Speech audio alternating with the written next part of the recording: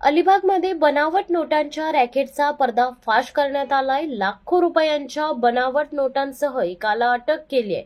रायगड जिल्ह्यात गेल्या काही दिवसांपासून बनावट नोटांचा सुळसुळाट वाढला होता। मात्र आता अलिबाग शहरात बनावट नोटांचे रॅकेट उघडकीस आले।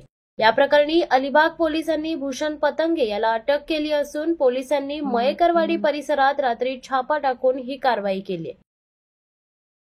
Alibag police station incharge Shri Kishor Sale ने आपली टीम सोबत जाऊन तिथे धडा टाकला आणि तिथे आरोपी आहे भूषण विजय पतंगे याचे कस्टडीवरून आपल्याला 4.5 लाख पेक्षा जास्त चे बनावटी नोट प्राप्त झालेले आहे।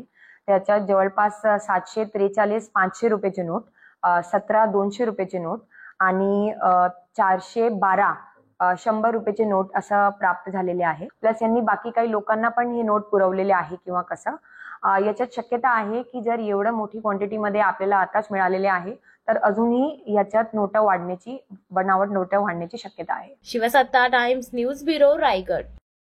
दे धडक बेधडक वृत्त देणाऱ्या आपल्या शिवसत्ता टाइम्स न्यूज चॅनलला लाल बटन दाबून सबस्क्राईब करा आणि बेल आयकॉनला क्लिक करायला विसरू नका।